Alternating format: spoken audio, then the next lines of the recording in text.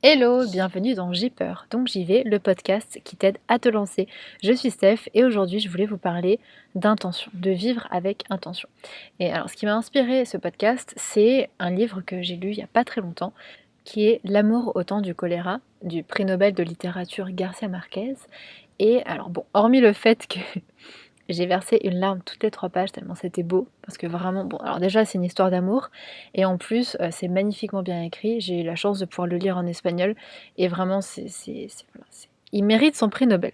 Bref, si je vous en parle aujourd'hui, c'est parce que ça m'a laissé, comment dire, songeuse. En fait, dans l'histoire, euh, la personnage principale, Fermina, elle a 15 ans et elle est folle amoureuse d'un garçon, mais c'est une femme et elle vit au 19e siècle, enfin à la fin du 19e siècle.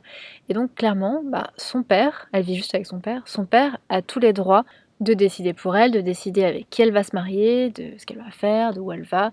Et malheureusement pour elle, l'élu de son cœur, son père n'est pas forcément fan. Voilà, c'est pas du rang qu'il avait espéré pour sa fille. Donc du coup, il s'oppose au mariage. Bref, je vais pas vous en raconter plus. Mais cette histoire-là, c'est pas une histoire que d'un roman d'amour de la fin du 19e siècle. Non, franchement, dans la Sicile de mes grands-parents, donc dans les années 30, enfin mes grands-parents sont nés dans les années 30, encore à l'époque, les mariages étaient arrangés entre les familles. On choisissait pas forcément la personne avec qui on allait se marier. Alors je vous rassure, mes grands-parents se sont choisis. C'est une histoire d'amour, donc voilà, tout va bien. Mais voilà, pendant longtemps, les gens n'avaient pas le choix de leur destinée. Ils n'avaient pas le choix de leur métier, ils n'avaient pas le choix de leur partenaire. C'était leurs parents qui choisissaient pour eux. Il fallait rester là où on naissait, finalement, on passait toute sa vie, on restait près de ses parents. On agissait finalement plus par devoir que par passion. Voilà, on faisait les choses parce que il fallait les faire, c'était normal. Et même si ça ne nous rendait pas heureux de faire tel métier ou de se marier avec telle personne, voilà, c'est comme ça, c'est les règles de la société. Et pire encore si on est une femme. Et je réfléchissais à tout ça et je me disais, mais quelle chance on a aujourd'hui d'être libre de décider de notre vie. Quelle chance on a finalement de pouvoir choisir. Non seulement on peut choisir d'aimer qui on veut, mais on peut aussi choisir nos études, on peut choisir notre métier, on peut choisir de changer de métier, on peut choisir de reprendre des études, on peut même déménager. C'est pas parce qu'on est né à Dunkerque et qu'on est obligé de vivre à Dunkerque, on peut déménager, je sais pas moi, en Corse, on peut déménager en Thaïlande. C'est possible en fait, on a le choix. On a le choix de faire ce qu'on veut pendant notre temps libre, on peut choisir de voyager ou de pas voyager, on peut rencontrer de nouvelles personnes, on peut tester toutes les cuisines, bref, on est libre. Et on a cette chance-là dans le pays dans lequel on vit, dans les pays occidentaux, même si la situation en ce moment est pas toujours simple, mais de manière générale, on est libre. Et pourtant, on continue parfois de subir notre vie. Et quand je dis subir, c'est de rester dans une vie qui ne nous rend pas forcément heureux ou de faire des choses qu'on n'a pas forcément choisies. Ça peut être de persister dans un job où on est malheureux, où on a une ambiance qui ne nous plaît pas, où on n'aime pas le job qu'on fait. C'est de continuer de voir des amis parce que c'est nos amis depuis toujours alors qu'en fait on n'a plus rien en commun. Mais bon voilà, on le fait parce que voilà, c'est comme ça. C'est de dire oui aux autres, de répondre à leurs besoins et d'oublier les nôtres. Et d'ailleurs, sur ce point, heu, parce que c'est aussi ça, c'est aussi une manière de subir sa vie que de ne pas savoir dire non et de toujours faire des choses pour les autres et de se faire passer en 2e. Je vous ai consacré un podcast entier sur, le fait de s'affirmer, d'oser dire non et voilà, je vous laisserai l'écouter également. Et puis une autre manière de laisser de «subir» entre guillemets sa vie, c'est par exemple, et moi la première, je vais être honnête avec vous, c'est de laisser les heures défiler devant les écrans sans s'en apercevoir. C'est, de pas plus se rendre compte du temps qu'on passe à regarder, des séries, à aller sur Instagram. Et franchement, je me souviens qu'il y a quelques années, je regardais beaucoup de séries, maintenant je peux plus vraiment. Mais quand j'étais étudiante, je regardais énormément de séries et une fois j'avais calculé, juste avec les séries que j'avais terminées en mettant le nombre de saisons et le nombre d'épisodes, j'avais calculé combien d'heures, voire de jours, j'avais passé à regarder des séries et ça fait peur en fait. En fait, c'est OK si ça te passionne, si tu passes un bon moment, si voilà, tu as vraiment choisi de faire ça. Mais si tu le fais parce que c'est automatique, parce que, tu as la flemme de faire autre chose, heu, ou X ou Y raison, finalement c'est plus tellement un choix, et c'est ce que j'appelle subir. Attention par contre, je veux pas du tout qu'on critique les personnes qui font toutes ces choses que j'ai citées avant. C'était des exemples qui peut-être, peuvent vous faire, tilt, qui sont aussi tirés, moi de ma vie personnelle. Mais, c'est voilà, c'est OK si c'est, le choix de la personne que de faire ces choses-là, c'est OK. Et parfois, je vous recite l'exemple, où on va rester dans une situation où on n'est pas forcément heureux, notamment un travail. Parfois, on a des raisons de le faire. Parfois, on n'est pas prêt. Parfois, on n'a pas d'autres projets. Parfois, on a fait le choix parce qu'on a d'autres contraintes et voilà, c'est un choix. On a choisi de rester dans une situation inconfortable pour le moment et il y a aucun problème avec ça. L'important, c'est vraiment d'en être conscient et c'est ce que je veux vous dire aujourd'hui, avant qu'on entre dans le vif du sujet. C'est vraiment c'est ça, en fait, c'est de pas vivre comme si la vie durait pour toujours. À faire des choses sans trop savoir pourquoi, par habitude, parce que voilà, c'est comme ça, à être, au four et au moulin en même temps et au final, à la fin de la journée, on sait même pas à quoi on a passé notre temps. On n'a rien accompli de spécial, en fait. On était, hyper stressés en train de faire 1000 trucs, mais rien de vraiment important pour nous. Et on planifie, quelques trucs pour le futur, des vacances, l'achat d'une maison, d'une voiture, je sais pas quoi. Mais à part ça, on vit, un peu au jour le jour sans vraiment de donner de direction à notre vie et pourtant c'est tellement important de savoir où on va et en tout cas de chercher à donner une direction à sa vie. On n'est pas, comme je dis souvent, on n'est pas une entreprise du CAC 40 qui va faire un business plan, sur 10 ans, à savoir exactement où on va être et ce qu'on va faire, non. Mais donner une direction, c'est, avoir trouvé ce qui est important pour nous, avoir trouvé nos priorités, avoir trouvé là où on veut, là où on s'épanouit, quelle est notre mission de vie par exemple et aller dans cette direction. Et finalement, vivre avec intention, c'est, agir au quotidien avec des petites choses et choisir tout ce qu'on fait pour aller dans cette direction. Pour moi, vivre avec intention, c'est se reconnecter à soi, à qui on est vraiment, à ce qu'on veut vraiment, à la personne vraiment au fond de nous et agir en conséquence. Se créer une vie qui nous correspond, faire des choses parce que ça nous rend heureux, agir parce que ça sert nos objectifs à nous à long terme, se séparer de ce qui est pas important, juste voilà, et assumer la responsabilité de notre bonheur. Et choisir consciemment, comme je vous le disais, choisir avec des actions au quotidien qui nous emmènent dans la direction qu'on a choisie pour nous-mêmes. Alors, si ce sont des mots qui résonnent en vous et que vous êtes prêt à embarquer avec moi dans ce merveilleux voyage qui est le fait de vivre avec intention, voilà, de façonner sa vie, pas la vie parfaite, mais vraiment celle qui nous correspond, je vous propose un exercice de journaling. Donc voilà, il va falloir sortir son carnet, sa feuille, son bout de carton et son stylo et c'est parti. D'ailleurs, pourquoi écrire? Je vous en parlais dans un podcast précédent. Je trouve que le journaling, c'est vraiment un outil super de développement personnel. C'est vraiment, ça a 10 milliards de vertus que je vous développe dans ce podcast, donc je vous invite à jeter un coup d'œil. Bref, répondons à la question: comment vivre avec plus d'intention? Donc comment vraiment être intentionnel dans les choix qu'on fait dans la vie, dans la manière dont on avance? La première chose, c'est de se connaître.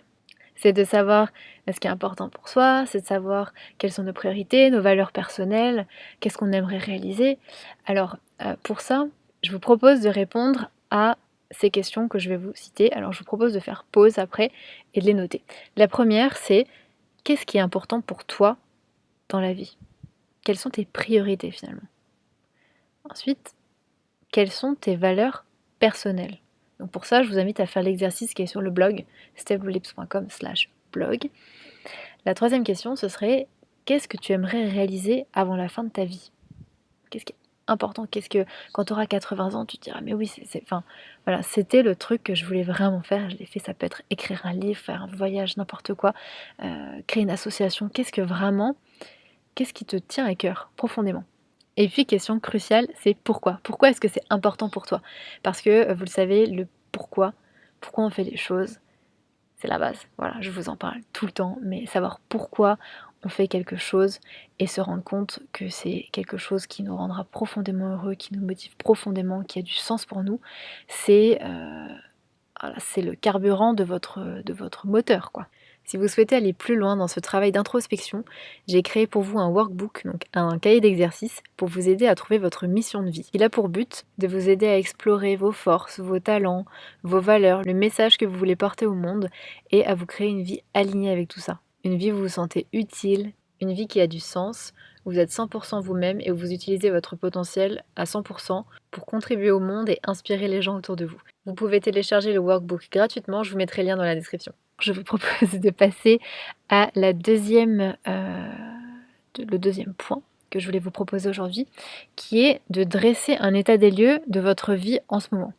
C'est-à-dire, en fait, d'évaluer où vous en êtes, est-ce que vous êtes satisfaite, est-ce que vous n'êtes pas satisfaite, ou pourquoi. Alors, pour ça, je vais vous proposer 4 questions qui vont vous permettre d'évaluer tout ça. Et le but, c'est justement, si vous voyez que vous n'êtes pas satisfaite ou pas heureuse dans un des domaines de votre vie, et que c'est important pour vous, comment je peux y mettre plus d'intention, comment je peux faire des choix différents pour être plus heureuse, tout simplement. Je vous propose 4 questions à nouveau. Alors la première, c'est de vous demander, sur une échelle de 0 à 10, à quel point vous êtes satisfaite dans ces domaines de votre vie. Alors ça peut être... il y a plein de domaines en fait, vous les choisissez. Moi je vais vous donner des exemples. Ça pourrait être la vie sociale, votre vie sociale, votre vie familiale, votre travail, carrière, job, peu importe, votre santé, votre développement personnel, votre croissance personnelle, le temps que vous accordez à vos loisirs, la question financière également. Voilà, tous ces points-là, évaluez un petit peu de 0 à 10 à quel point vous êtes satisfait ou pas. Ensuite, autre question, à quel point vous êtes satisfaite de la manière dont vous passez votre temps. Aussi, ça c'est super important. Parce que parfois on donne beaucoup de temps à des choses qui finalement ne nous rendent pas heureuses. Donc vraiment se poser cette question-là, à quel point on est satisfaite de la manière dont on passe son temps. Et ensuite se demander, est-ce que la manière dont je passe mon temps, ça me rend heureuse? Est-ce que ça me rend en bonne santé? Et enfin la 4e question, est-ce que ça vous aide à obtenir les choses que vous voulez pour le futur? Parce que parfois on passe du temps à faire des choses qui nous paraissent importantes, et puis quand on fait le point, on se rend compte que, en fait, bof quoi. Donc voilà, rien que ces 2 parties-là, ça devrait vous permettre de vraiment recalibrer, réajuster certaines choses de votre vie, rien qu'en vous rendant compte de où est-ce que ça va pas trop, qu'est-ce qui est important, et comment... ça vous donnera déjà un aperçu de là où vous voulez mettre plus d'intention dans votre vie. Alors maintenant, on va discuter ensemble de comment concrètement on peut faire pour vivre avec plus d'intention, comment on peut faire des choix plus intentionnels, changer ces choses sur lesquelles on s'est rendu compte que on ne donnait pas forcément la vie qu'on souhaitait à notre vie. Alors, je vous propose déjà un premier point qui va être, il y en aura 2, ça va être plus court aujourd'hui. Le premier, c'est de tout simplement reprendre le pouvoir sur votre vie. Voilà, si vous ne vous sentez pas satisfait dans un des domaines, si vous sentez que vous avez besoin de changement, et alors clairement, si dans un des domaines, dans la première question, vous aviez attribué une note de 6 ou moins à l'un des domaines, c'est un appel au changement. Et de là, c'est vraiment de réaliser que vous êtes capable de créer la vie qui vous plaît, que vous êtes capable, même si ça vous fait peur, qu'il y a vraiment une solution à tout, que c'est une question de choix, que vous pouvez faire des choix différents, que même quand on a l'impression d'être bloqué, on l'est pas, il y a toujours des solutions, même si là maintenant tout de suite, c'est pas évident. Alors clairement, vous n'êtes pas obligé de changer et d'arriver à 10 sur 10 sur tous les domaines, parce que il y a des choses qui sont plus importantes pour vous aujourd'hui. Peut-être qu'aujourd'hui votre carrière est plus importante que votre famille, ou peut-être que c'est l'inverse, et du coup vous n'êtes pas forcément satisfaite, mais bon, c'est pas votre priorité, donc pas de problème en fait. L'important c'est vraiment de trouver un équilibre entre tous les domaines de la vie. Voilà. Parfois nos priorités font qu'on délaisse l'un ou l'autre pour se consacrer à ce qui est important pour nous à ce moment-là, et c'est ok, mais l'important c'est vraiment que ce soit choisi, que ce soit intentionnel. Vous avez le pouvoir de vous fixer un objectif, même si c'est un objectif ambitieux. Voilà, identifier les obstacles, qu'ils soient internes, externes, psychologiques ou logistiques. Élaborer un plan, choisissez une première petite action et puis go. Et si vous avez besoin d'être guidé pas à pas, si vous avez besoin d'avancer plus vite aussi, toutes ces choses-là, que ce soit la partie introspection pour vraiment découvrir qui vous êtes vraiment, ce que vous voulez changer, la fixation d'objectifs, ou bien dépasser les obstacles pour se créer vraiment une vie alignée, une vie qui vous fait kiffer. C'est aussi ce qu'on fait en coaching, donc n'hésitez pas, si vous souhaitez qu'on travaille ensemble, si vous souhaitez voir de quelle manière je peux vous accompagner, vous guider pas à pas dans cette démarche-là, n'hésitez pas à me contacter, je vous mettrai un petit lien dans la description de ce podcast. Vous pourrez réserver également un appel découverte de 30 minutes pour parler un peu de votre situation. Bref, je ne vais pas vous en dire plus. Si ça vous intéresse, je vous renvoie à la description et on va passer à, la deuxième étape, en tout cas le deuxième conseil, pour vivre avec plus d'intention. C'est vraiment de vivre avec intention au quotidien. Parce que, c'est vraiment dans les petites actions du quotidien, dans les petites choses qu'on crée notre vie. Et je vous parlais dans une vidéo Instagram de l'effet cumulé parce que c'est un truc hyper important. On ne se rend pas compte de la puissance, de l'impact de petites actions du quotidien. Si je mange, un carrot cake ou un cheesecake, mes 2 gâteaux préférés d'ailleurs, petite info, hyper pertinente.